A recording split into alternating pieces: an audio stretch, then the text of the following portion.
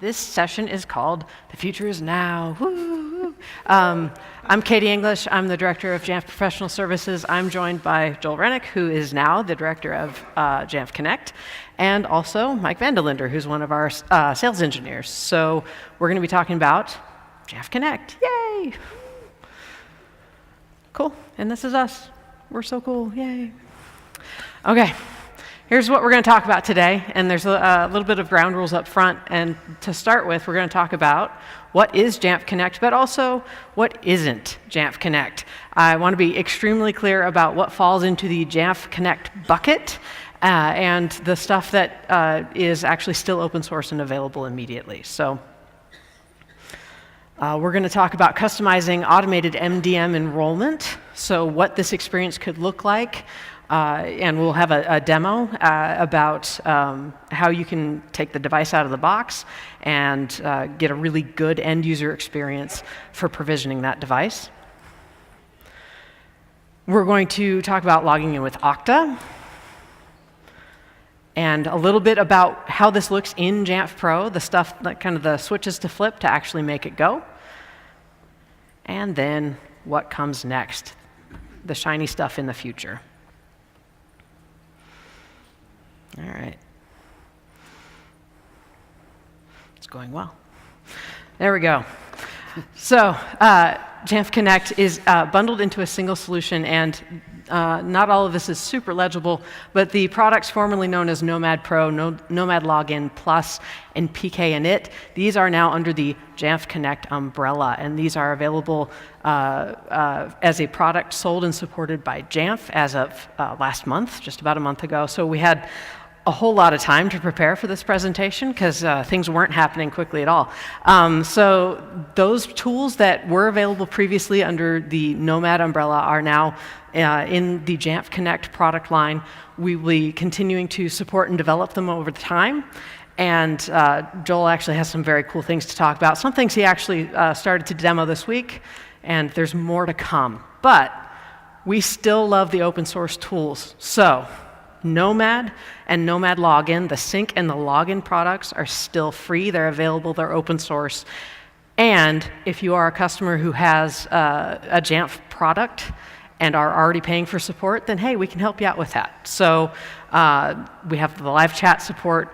If, for example, you find yourself with some professional services time, we can help you with that during that time. So these tools are available. And to be extremely clear, these tools are about on-prem AD. This is where most of us live today. Where we're heading is this cloud identity provider stuff, which is going to be super cool, but not everybody's ready for it yet. So this is a little bit forward-looking, but we still have the present covered. Everything's still okay. And Joel is going to talk a little bit about the guts of what Jamf Connect does. Thank you, Katie. Greetings. Woo! Thank you. So what we're going to show off today is some really cool stuff that we've been working on. If you were in John's session earlier about DEP Notify, we'll show a little bit of that at the login window. Because we wanted to have a very kind of immersive login window experience, specifically focused around a DEP enrollment, so that you could have things like multi-factor authentication. You would have the ability to notify the user that things are going on. You may want to run scripts. You may want to do some sort of host posture detection. A lot of that going on here. Everything that you see at the login window, we're going to use Okta. Mike's going to be our demo here in a little bit. He's got his watch all ready to go, so we can do two-factor push. So he's going to be coming up there and walking through it from a user perspective, showing how it works with Okta. But the notification pieces, the running script pieces, all of that is also in Nomad Login AD, the open source one. So if you want to get a feel for using this as a login window without actually using us for authentication, you're more than welcome to do that, because as we'll talk in a little bit, these pieces are actually independent of what the authentication mechanism behind it is. All right? So some really cool stuff that you can do if you want to still keep the standard macOS login window, but put some notifications and some other stuff into it. So when we think about logging in at the login window, there's 4 or 5 things that we want to keep in mind as we go through here. The big one is validation. We want to make sure that the user that is getting this brand new system out of the box is actually a user in your environment, and they've been authenticated and they've been validated in that fashion. Also under the validation header, we also may be looking at, is the machine on the right version of the OS? If not, you might want to take remedial steps to do that. Is the system able to have the latest virus definitions or whatever else your security team may require that you have? All right, so we want to make sure that it's the right machine. We want to make sure that the right person is on the machine. Once we have those two pieces figured out, we're then going to be looking at information. Is there anything that we need to gather from the user? We won't show it off today, but we do have a user input screen now at the login window as well. So if you want them to pull down from a various variety of pull downs and enter in maybe usernames or building location or stuff like that, we can now do that at the login window as well. Finally, we want to get into a configuration and a notification. So a configuration is where we may be doing policy script executions. We may be running local scripts, local binaries, things like that, installing packages, all of that at the login window, and then finally go to some notification. We want the users to know that something is going on as this happens. Right? We lovingly call it the placebo bar because it doesn't really matter what's going on, just that something is, right? And you can be as verbose or not as you want with your users. You know, when we first started out, we were looking at like capturing every single policy statement that went through the Jamf log. And that's kind of cool, but it's really overload for the users. And there's some things in that policy log that maybe you don't want them to actually be looking at, right? So you can now have this customization to just show what you want and kind of increment it as you go along. So again, from a high level, these are kind of the major things that we're thinking about when we look at login windows and what we go on. From a user experience and a kind of philosophical level, we also wanted to make a couple of things very simple. We wanted this very much before the Finder. That's not to say that there are other ways of doing this. There are. They may fit your workflow better. We wanted to be at the Finder, and we wanted to block the entire screen from the user, right? We didn't want it to come up after the Finder came up, and then the user get kind of like jarred out of, well, I was about to launch Safari or whatever else. All right, so the only way that we know of doing this is at the login window itself and then showing that kind of notification in that placebo bar there, all right? So at the login window before the Finder was important to us. We only wanted to ask for the password once, all right? We're not entirely there. As you saw yesterday with some of the Azure stuff, we're very much interested in how we can pass those tokens so you can authenticate Office and other things without having to have the user sign in again. In a SAML world, we have a lot of flexibility to do some really cool stuff. So you'll definitely see us doing that. We also wanted to make it very modular. As we've kind of talked in some of the sessions yesterday and also in this one, any of these mechanisms that we use within the Nomad login window, Jamf Connect login window, you don't have to use them all. And in fact, we're trying to make all of them work with the standard Apple UI. So some of our mechanisms that we run at the login window that are part of the Jamf Connect suite and the Nomad login AD suite don't require us to be the authentication mechanism. A perfect example of this is a demobilize mechanism that we have. If you currently have mobile accounts and you're not excited about that, if you're currently using one of the third-party AD plugins and they've created mobile accounts and you're not excited about that, we have the ability at the login window using the standard macOS login window UI with a silent under-the-covers mechanism to actually remove all those mobile account bits before the user hits the Finder. All right, so we definitely wanted to make it very modular and very extensible. One of the things you'll see here when Mike does the demo is that we actually are running a script as root under the covers. So that script then goes out, does whatever you want. If you want to run it in Python, I'll feel a little bit bad about you, but you can do that, all right? You can do that. If you want to make a Swift binary that you're going to install and then just kick that off, you're more than welcome to do that as well. Your script then pulls the strings for the notify screen. So you can show the notifications, you can increment the placebo bar, do all of that from your script. So it's very, very extensible for you and what you want to get out of it, what you want to download, what you want to install. All of that's very extensible. You are running as root, which makes things a little bit easier. So again, from a high level perspective, these are kind of the philosophical things that we're looking at. So this is the kind of collection of mechanisms we have at the login window. The two in red at the top are really the only things that determine if you're on the open source one, which is on the left with check AD, or on the commercial one, Jamf Connect, which is on the right, which is check and IDP. Currently we support Azure. I was moving my head too much. Currently we support Azure, but we're also looking at, or currently we support Okta. You saw Azure in the keynote 2 days ago, and then we'll also be adding other IDPs as we go along. All right, so all of that will be there. Everything in the blue on the left, user input, notify, and EULA, these are UI mechanisms that we can show. All right, and you can intersperse these anywhere within the login window process, and you can even have them multiple times if you'd like. I don't know why you need to show a EULA twice, but on you. Do what you want. Everything on the gold on the right, these run as root and are silent in that they have no UI that gets shown. All right? So you can turn on File Vault, you can create users, so we do the just-in-time user creation based upon AD or a SAML lookup. You can demobilize, which I was talking about earlier, and then you can do this run script as well, which will then run a script of your choosing as root at the command line. So again, a lot of flexibility and extensibility there. And then finally, this is purple, not blue, but this is keychain add. And this will actually add a keychain item for Nomad or Nomad Pro, now Jamf Connect Sync, as a part of the sign-in of the user. All right, so it should make it very easy. This is where we're trying very hard that the user only signs in once. Once we get their password at the login window, now we can put it into the keychain, and this is where we're looking to do some very cool things in the future, where maybe we automatically sign you into Slack. We automatically set up Dropbox. We automatically set up Office, and we're using that password and that identity that you have to do that for all these other applications. So that the user then doesn't have to sign in 8 more times. And you can tell them all you want at single sign-in, but they won't believe you when they have to do it that many times in a row. All right, so with that, I think, all right, prerequisites.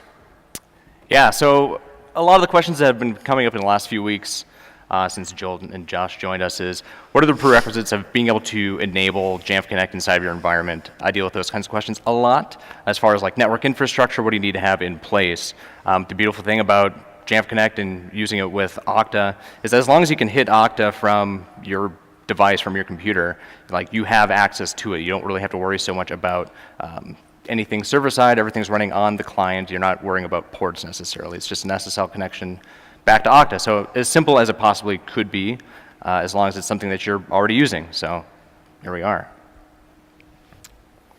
So with that, I think we want to just jump into the live demo. If we go to the demo machine, beautiful. So I want to go through kind of a few of the different components of Jamf Connect. Jamf Sync, Jamf Connect Login. So if you look at the top of the screen here, I've got a little Jamf Connect button in the menu bar, and I have the option to just simply sign in. And the important thing to point out here is that this Mac is not currently bound to anything. It's not AD bound. We're just running the Jamf Connect application, and it's asking me to sign in with, right now, Okta credentials. So I have an account. I'm a user in Joel's environment, and I get to hit sign in. And at this point, I'm doing an authentication to Okta, so I'm being asked for my second factor, multi-factor authentication, which I'm going to choose Okta Push, but I also have like Google Authenticator, a couple other things that could be configured there. You can even choose to hide different items that maybe would traditionally be available, but you don't want to have right there on the client. And also, if I'm going to be using Okta Push over and over, this is going to be my traditional method of multi-factor authentication. I can check that box. So hit OK, goes to do my authentication with Okta. I've got everything set up right now with Okta Verify on my watch, so I can tap on Approve. And once that takes place, then I'm authenticated through Okta to Jamf Connect on my Mac. So I go right into the Okta login portal. Now I'm an administrator currently, again in the environment. So what I can do is show a few of the other pieces that are involved with Jamf Connect Sync and Jamf Connect Login. When I go to my admin settings here inside of the Okta portal and go to my applications, two things to point out. We have both a Jamf login access and login admin. So what that means is when I'm at the login screen of my Mac, I'm at the login window, and I want to either log into that account, create a new account, provision a new account, and authenticate to Okta, it's going to do a lookup on the Okta side to these different applications to determine if I actually have access to the Mac. So if I want to be just a standard user and have access, I need to be added as a user to that application. Or if I want to set up different permissions for different groups inside of my environment, we'd be able to create an application, again, on the Okta side to limit administrator access to those specific users. And there's a lot of different ways you can kind of configure that, but that's what we're running with right now. So yeah. And then, so let's go back to the login window. So again, I can come back to fast user switching, go over to login window. And you get the Jamf Connect login experience. So this is the plugin, really, that's running for login. So I get to then just simply type in right now, which is my, again, Okta login credentials. I've not created any user account on this Mac. I was in a standard user, local administrator user. But right now, if I want to create a new user, use my Okta credentials, I get the option of how I want to do my multi-factor authentication. I'll do the Okta push.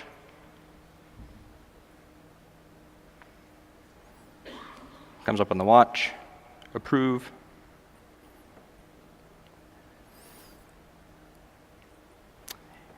And the Mac starts going through the process of creating my new user account. Now, since I have a local administrator already here, because of how we have things currently configured, I'm getting the option to migrate the local administrator account to match it up with my Okta account as well.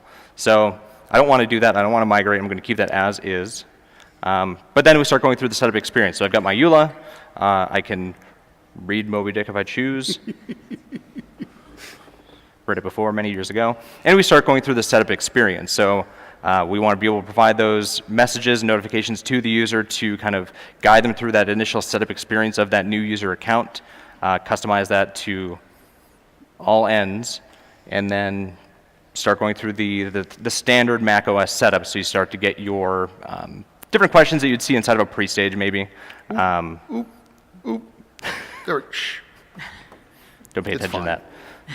So if you have different things in your pre-stage you want to skip, or different configuration profiles for setting up iCloud, Apple Pay, Touch ID, those types of things, we'll get a few of those questions here, and I can just page through them as if I'm setting up my account for the first time, because I am.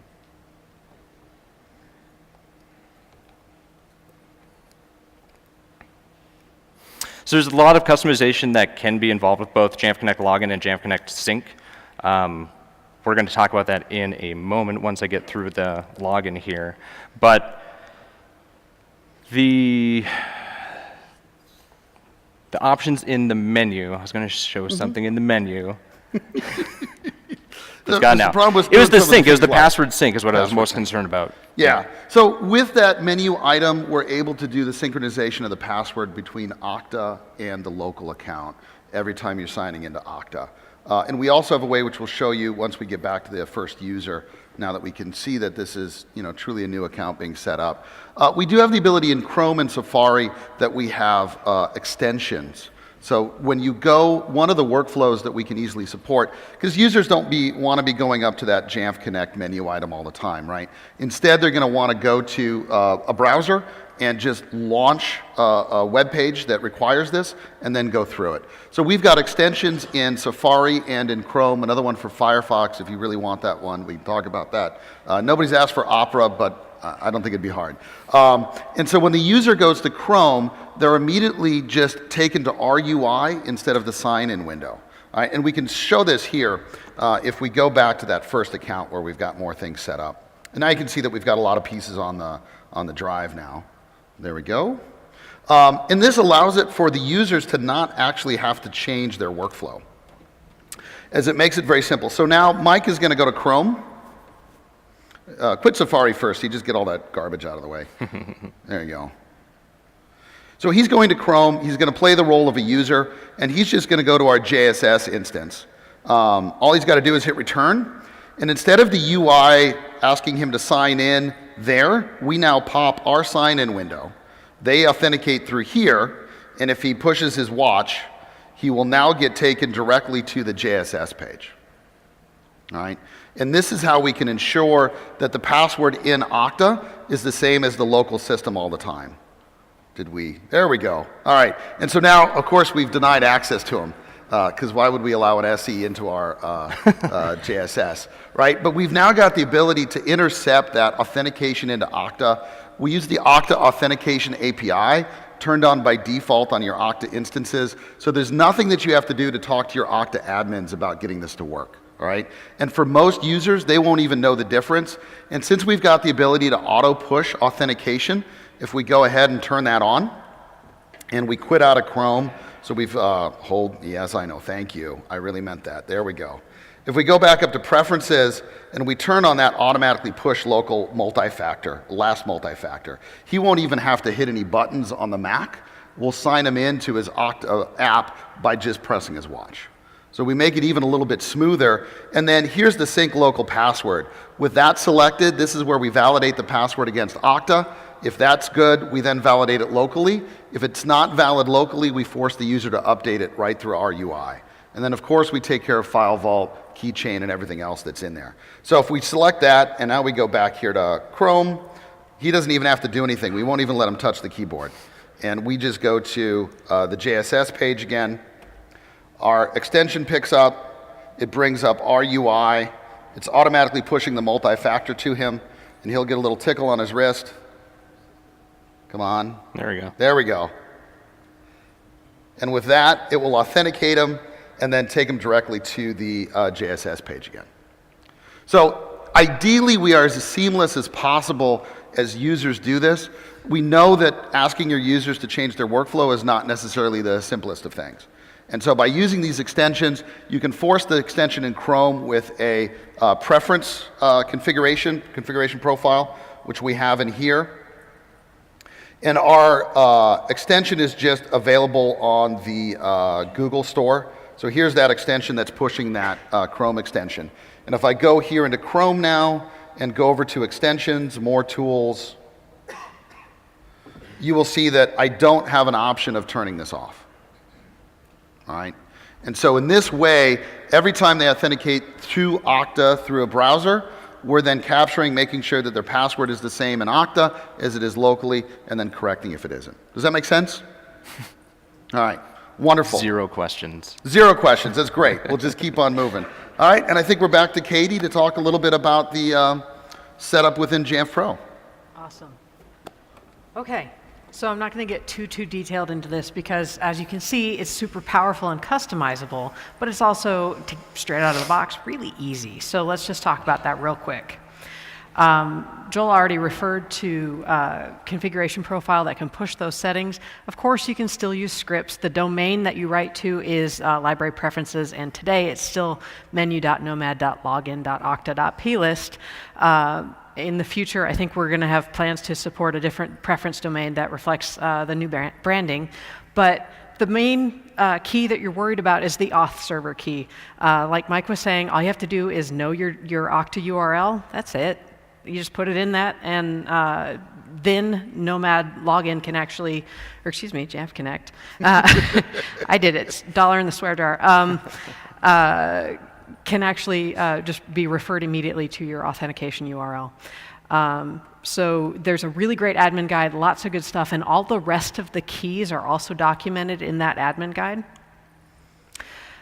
To install the package, you can actually just go to nomad.menu and download these things today. There's a trial version of Nomad with Okta support, and you can just try it out. Give it a try immediately.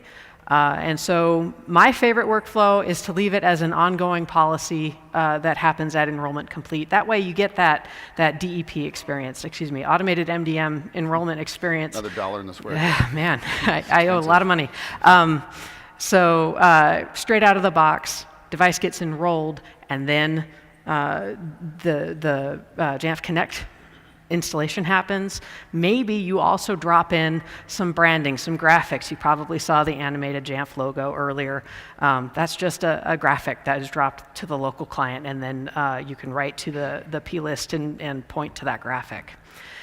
The other thing, so if you do the extra customization, the user interaction where you're actually fetching information, hey user, tell me what office you're in. Are you in the London office or the Hong Kong office? That stuff gets written to the user input plist, and you know what? that can be immediately referenced by any extension attribute in Jamf Pro, do a defaults read, and grab that stuff, put it back in your inventory record. Now you've captured that stuff from the local client into your inventory record, and you're good to go. So, to kind of put a nice little pretty bow on it here, Nomad Login and Nomad Sync still open source, available today, and Jamf Connect with Okta support available for a free trial at nomad.menu. Give us a call if you guys need some help, or hit us up on live chat. That's the easy and freest version there. And just want to give a plug, and if you guys want to snap a picture of this URL, Fred Abalus, who's one of our onboarding specialists over in Europe, wrote an excellent, super detailed blog about how to make this go, all with trial and free versions, and even shows you how to set up your own dev Okta instance so that you can have groups and admins and regular users and that kind of thing. This is an awesome resource. Please feel free to go use it and give him props in the comments, because it's very, very detailed. And now we get to talk about what's next. Thank you. All right, if we go back to the demo machine real quick, we can show you a couple of things on here. So one of the tools that we have with both the open source and the commercial versions is a tool called Auth Changer. And I can do an Auth Changer print, and this will actually bring up all the mechanisms that I'm using at the login window and the order that they're being used. All right, so it's really easy for you to see kind of the flow. Auth Changer has some kind of default settings. You can do Auth Changer, reset Okta, and it'll put all the Okta bits back in. You can add your own mechanisms in here manually as well.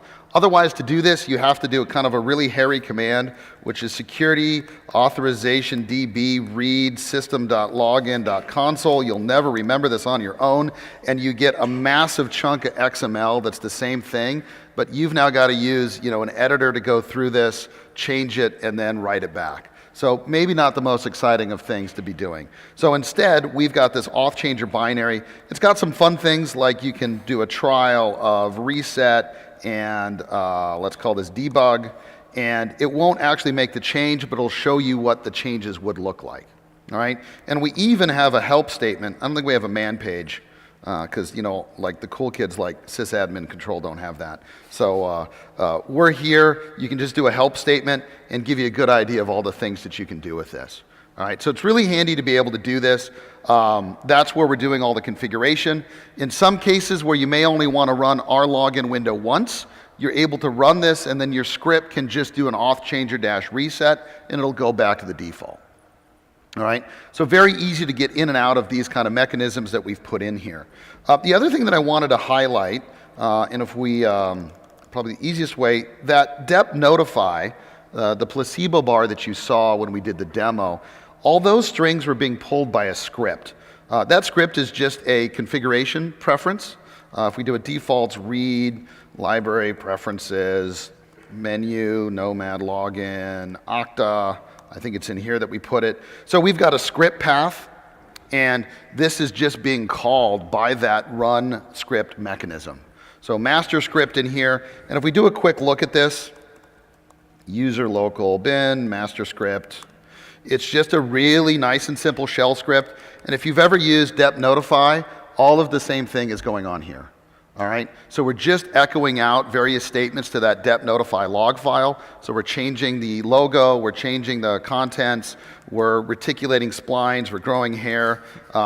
You'll note that we're not doing much here, in that we're just doing sleep statements, so it didn't just blast through it. But obviously you'd be having things happening here. So now you can run anything, and if we go back to that auth changer command and do a print, you can see that the run script is running as a privileged mechanism.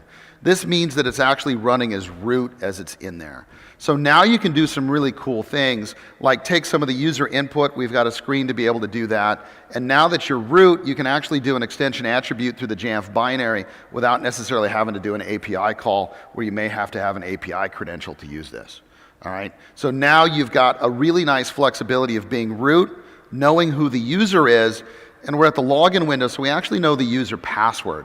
as we use that for things like creating the keychain, making sure that the Nomad or the Nomad Pro or the Jamf Connect password gets into that keychain. So all of that can be done. So as you probably can imagine going forward, we're looking at doing a lot of really cool things here at the login window because we've got the ability to put all these pieces together, all right? Important to note, we don't actually change the authentication mechanism. When you look at this list of mechanisms, anything starting with Nomad Login obviously is something that we put in. The rest are the built-in ones. So here is where the system actually authenticates the user. We don't change that. Mac OS is still authenticating the user. We're just doing a validation with Okta, getting a username and password beforehand, making sure that's authenticated to Okta, multi-factor, all the rest before we then go back down to the machine. Does that make sense? All right? So we're not replacing the login window. We've added some mechanisms to help kind of control some of the UI and the flow, but the system itself is still doing this. And this is all to say, if you can get in without having a password, that's probably not my problem. All right? All right. So we got some things down here at the bottom. This is where we kind of finish up and then go from there. So some of the things that we're doing going forward, you kind of saw it a little bit earlier, but we do now have SAML authentication that we're doing at the system preferences. So this is something that's going to take a little bit longer for us to get a good workflow out. And what we really want to accomplish here is more of a least privilege functionality. Even if your user is normally an admin now, they're probably an admin now because there's a lot of apps and other things that don't make it so easy to work as a non-admin. But in reality, you'd probably want the user to be a little more contained, right? So we can make them a non-admin on the disk. So if malware or something nasty happens, the user is still a non-admin, but they would be able to use, in this case, their Azure account to authenticate to get through these system preferences. When we're doing this, we're doing a live authentication against a cloud identity provider, all right? If multi-factor is required, we can supply multi-factor. This is all done in a little web view, so it's very easy for us to accommodate all kinds of crazy things that might be thrown at us, all right? When we do that, you will get off-box authentication and off-box logging. All right? These are really, really important because this means that you have a lot of control over who's an admin and who's not, what they can do from a cloud perspective. It's also important to note we're not just flipping the user in and out of the admin group as we do this. All right? There's some cool tools like the SAP Preferences or Privileges app, really nice ways of doing that. But once you've put the user into the admin group, even if it's only for 5 minutes, if they are aware of what's going on and they're somewhat interested in maintaining their status as an admin, they will be able to maintain their status as an admin. What we're doing here is we're individually authenticating specific granular things that are being done. And we're not just adding you in and out of the admin group. All right, so we've got some very clever ways of doing this. Some of the system preferences, this may be a little bit harder to do. Things like users and groups kind of require a username and password so that when you create a new user, that new user will get created with a secure token, for example. So some of the stuff we may have a little bit of issue to go around, but we're working on what's a good login or a good flow where users can be very protected because chances are the average user needing to go to users and groups is very minimal. All right. However, maybe going to add a printer or something else, these are all things that you'd be more than happy to have them do on their own without any sort of interaction from anybody else. All right? Also, as the cloud identity providers get better with adaptive security, we will be able to fit entirely into that. So you could have a workflow where if you're on the corporate network and you're going to click printers, hey, you're on the corporate network, printers is fairly benign, there's no reason why you wouldn't want to do that, let's just let them go, whether they're a non-admin or not, as long as they can sign into your corporate domain or have in the last 90 days, they would be able to add a printer. If you're at home and you're thinking about maybe signing in to change the sharing preferences, we could allow that, but maybe we'd require MFA. Because with adaptive security in place, you would know what network you're coming from. You're not actually coming from the corporate network. You're coming from something that's a little more insecure. So we'd want to maybe have a little bit more of a check as to what's going on. All right? Additionally, as again, the adaptive security gets a little bit better, if you maybe go to sharing preferences 3 times in 20 minutes, maybe something's not right. Maybe we should flag that as suspicious activity and maybe require multi-factor for the 4th time when you go there. So there's a lot of possibilities that we can do with this. We also will be coming out with a sudo SAML ability so that you'll be able to walk up to a machine, do SAML authentication, and then be able to get admin rights on that system. Because one of the things that we're trying to solve with this, in addition to least privileges and making sure that the user on the disk is secure as possible, but then requiring off-box authentication and logging for this, we also want to make sure that IT staff have the ability to walk up to this machine. Right? We're living in a non-bound world where we don't have 300 people or the entirety of our domain available on this box. Instead, we've got to have a little more control over it, right? Now, we could immediately go to the login window, like Mike did, sign in with your Okta, your Azure credentials, or whatever else, and authenticate and go from there. That'd be very cool, but then you've created a whole user account. Maybe all you're doing is trying to fix wireless, right? So with the ability for an admin user to be able to come in and authenticate here, as you saw in the keynote, there's things like passwordless authentication now, where maybe you don't even have to type in your password.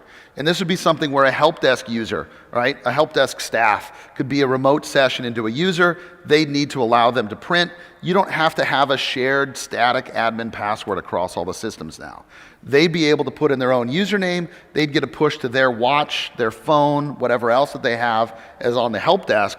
Then they'd be able to do that one operation on the machine, fix wireless, whatever else, and then move on. So this is the kind of flexibility that we're hoping to give you in a very short period of time, where everything is done out of your cloud identity provider.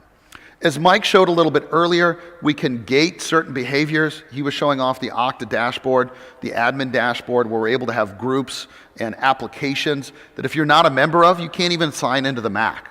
All right, so some very cool stuff that we can do there. Our goal at Jamf is to not be an identity provider. All right, there are a lot of identity providers out there. We want to help you work with the ones that you want to work with. We want to facilitate that flow.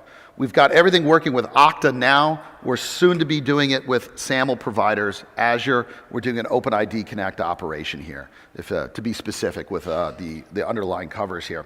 And so we want to make sure that you're doing all of that from your provider of choice. And to be very clear, this machine is not even enrolled in an MDM. All of these are local profiles that we've installed. The functionality that we've shown you, the ability to connect to a cloud identity, does not require an MDM necessarily in the mix. So for things like GDPR, who many of you may have to worry about, we don't have any of your information. We don't know who's logging in. We don't know when these things are happening, because none of this goes back to Jamf. This is between you and your cloud identity provider. You've already established some PII in that system, so why not keep the rest of it there? Make sense? All right, nods of assent. Beautiful. All right, and the last thing, we've got a few minutes. This is where we're really running with scissors. But I'm going to switch this to Azure. And if I do a print again, you can see the difference. So now we've got the Azure bits that are in here, and it's very simple to switch from one identity provider to another. We're then going to go back out to the login window. And here we are with the Microsoft. They told me this was the HRD, the Home Realm Discovery Tool, if that makes sense. All right, we're getting nods of assent from the back. All right, HRD sounds kind of cool, but doesn't make any sense to me whatsoever, but it's good. So here's where I'll be able to authenticate in. I've got an account here that should be passwordless, so now I'm getting a push to this. Come on, authenticator. There we go. Pick my number. Stare longingly at the phone. And now I've been authenticated in. All right, here's where we already have a local account. And when you do this SAML authentication here, we don't actually get the password. We came out first on Okta because Okta had a really nice authentication API that allowed us to do some operations that weren't as opaque to us as a SAML authentication is. So here's where we actually have to set up a local password. We've got kind of two flows through here. One is the ability to pick a new password. This is kind of very similar to the Microsoft Autopilot functions now, where you can do a PIN code after you do that Azure sign through. or we can actually revalidate the Azure password. We just don't have multi-factor when we grab the password in plain text, so that's why we've got to have the second piece.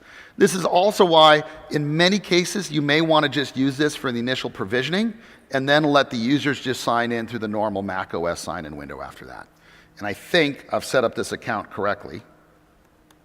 And if I did, then we'll be able to go through here and then log in as that user. All right? And with that, if we can go back to the slides. So that's a little preview of what we're looking at doing. Again, from a very high level, our goal is to do anything that requires an admin operation on the machine from a cloud identity provider of your choice. This way, you're able to capture all the logging, you control all the security, you control the identities, the passwords, the multi-factor, all of that's in there. And what we're doing is just creating native applications within these cloud identity providers. Something that's very easy to do in Okta, very easy to do in Azure, easy to do in some of these other solutions. All right? And we want to enable you to control all of that from a centralized place. Very similar to what you would have done before with Active Directory, but without having that persistent LDAP and Kerberos connection back to that. And most importantly, for at least most situations, you won't have to have a VPN enabled before you're able to actually authenticate that user. And that's what makes this really magical in a DEP enrollment, because in DEP, you have to have an internet connection or else you don't have automated MDM enrollment. I'll just put a 20 in the jar and be covered for maybe the next week. So with automated MDM enrollment, you have to have an internet connection, right? So that's good. Otherwise, you wouldn't even get to our login window because we wouldn't be able to be deployed. And if you have an internet connection, you should be able to hit your cloud provider of choice. All right? So that's what we're looking for. Make it nice and simple and be able to do all of that. So with that, I think the future is soon. And big thing, if you're not on the 10.9 beta, they can sign in through Jamf Nation and get on that. Believe so? Yeah. Confidence Sure. is high. Yes. The 10.9 beta has the await configuration piece that we showed off at the keynote. So that's the ability to add a package to a pre-stage enrollment. Adding that package will then make sure that the login window from Jamf Connect or Nomad Login AD will show up first before the Mac OS login window is. Makes for a very, very smooth experience. Go into the pre-stage, check all the boxes to remove all the other setup pieces, and the user will only have to answer 2 or 3 actual questions. So it takes down a lot of the confusion. The cute jokes about light and dark space you can still do. Those are fine, but you're able to see that. So we are looking at, in a very short period of time, to have a beta out for Azure and then also the adaptive security features. So if you are interested about that functionality, I'd urge you to reach out to your Jamf rep. They'll then funnel the stuff back to us. And as we get more of a kind of a formal beta going in the next couple of weeks, we're more than happy to have a lot of feedback on that. Additional SAML integrations, like I said, we're hoping to account for all of this through any SAML provider. So we make it very simple for you to set up with whatever solution that you have out there. Okta is what we have today. Azure and then also Google Identity is what we're looking at very much. And we should be able to support that as well. So for those of you probably in education who have a lot of Google Identity accounts, we'd love to be able to offer the exact same flows between both the authentication at the system preferences and also at the login window through Google Identity and other SAML providers. And with that, I keep hitting next and nothing shows up. So we're good. Oh, we already did that login.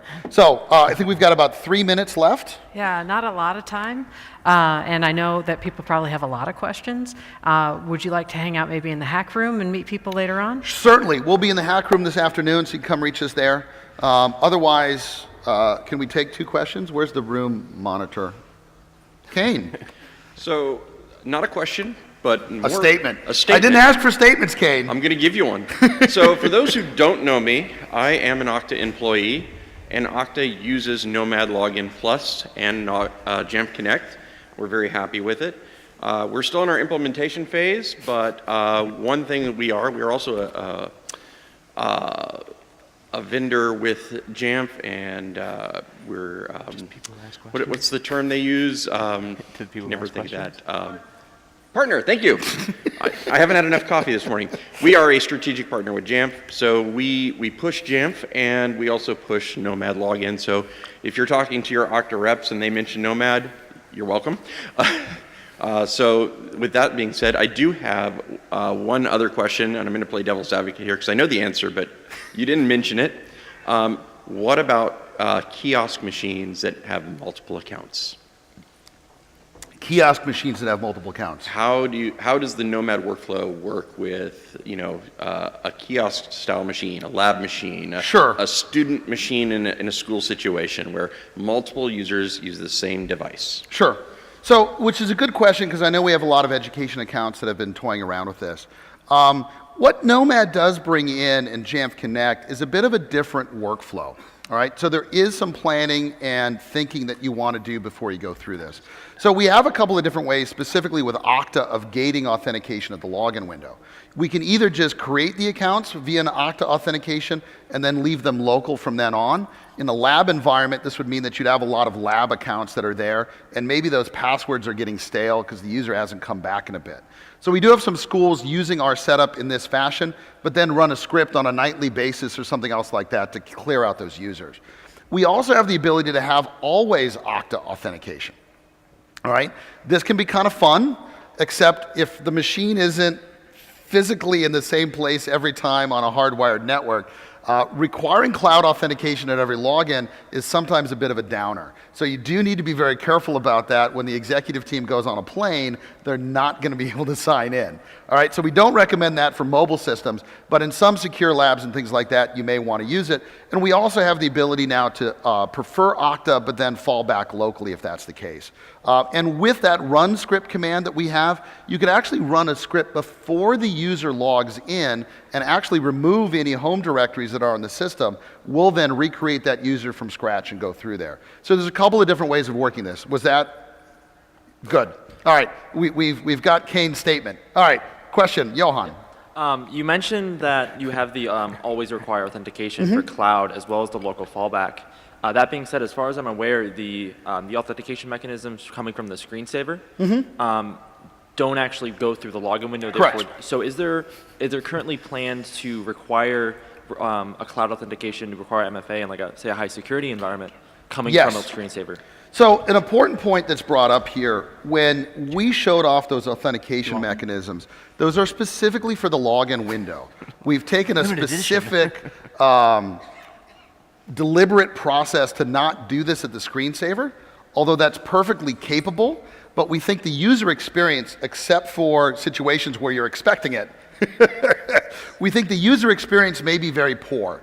Because in those particular cases, we'd want to have network available at all times and then be able to authenticate through. So we are looking at ways of allowing that because the mechanisms under the covers are almost identical. We just don't provide a username. You would just get a password or some sort of authentication method without actually, because you don't have to pick which user you are because you're coming in through the screensaver. So we should be able to support that. So if you do have a need for that with cloud authentication every single time for every single thing, come talk to us. We'd love to kind of hear what that workflow is and how we could support it. Fantastic, thank you. One more question. Oh, we got two more people. Reset for the next one. We got to reset? Yeah. All right. All right, come catch us afterwards. Thank you. Joel, Josh Weisenbaker, Mike, thank you.